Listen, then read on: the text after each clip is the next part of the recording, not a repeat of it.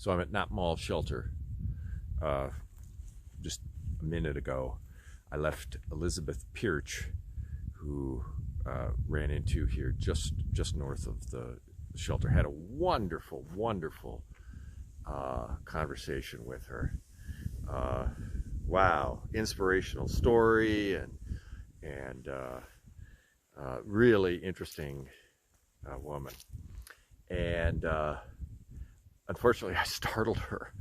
She kind of had her head down, and I said, hi, and she just visibly started. But anyway, we had a wonderful conversation. Had her sign my pack.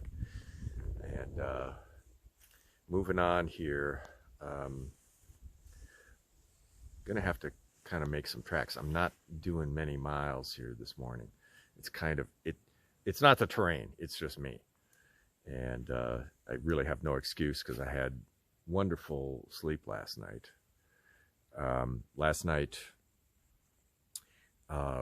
both Not So Much and Mr. Freeze came in, so we sort of had a reunion there at this tent site where we were all gonna spend the night anyway, and we happened to run into each other.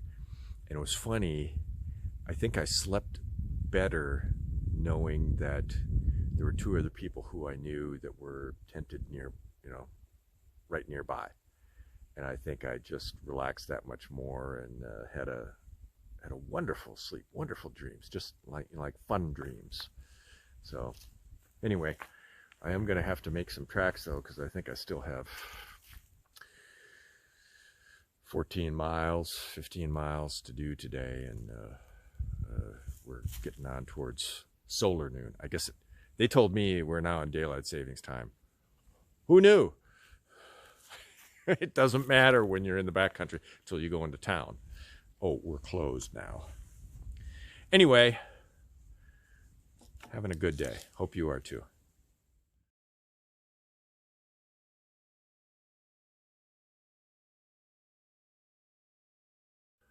Oh yeah, just one other thing to note about Knott Mall here. So it has the big kids table here. It has the little kids table.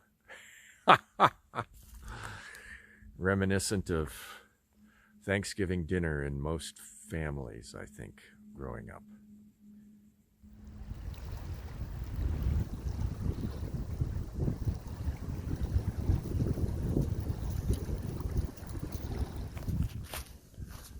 Well, I had an interesting experience about 3/4 of a mile back.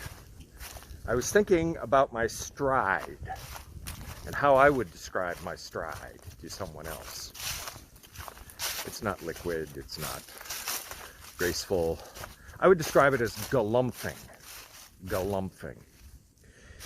And as I was pondering this, I started reciting the following. 'Twas brillig, and the slithy toves did gyre and gimble in the wabe. All mimsy were the borogoves, and the mome raths outgrabe. Beware the jabberwock, my son, the jaws that bite, the claws that catch. Beware the jub bird, and shun that frumious bandersnatch. He took his vorpal sword in hand. Long time the manxome foe he sought. And rested he by the tum-tum tree, and stood a while and thought. And just then, my phone pinged. I apparently had just come back into some sort of cell service. So, in uffish thought, I stood, and I opened up my phone, and it turned out I had received a text from another hiker. The text consisted only of Jabberwocky by Lewis Carroll. And as it turned out, when I received that very text, I was at the line, and rested he by the tum-tum tree. And I took a look at the actual text, and it turns out I was wrong. It's not "and rested he by the tum-tum tree," it's So rested he by the tum-tum tree and stood a while and thought. And so, having received, just in the nick of time, as it were, a cosmic, karmic correction from afar. And so in uffish thought he stood, the Jabberwock with eyes of flame came whiffling through the tulgey wood and burbled as it came. 1, 2, 1, 2, and through the vorpal blade went snicker-snack. He left it dead, and with its head he went galumphing back. Hast thou slain the Jabberwock?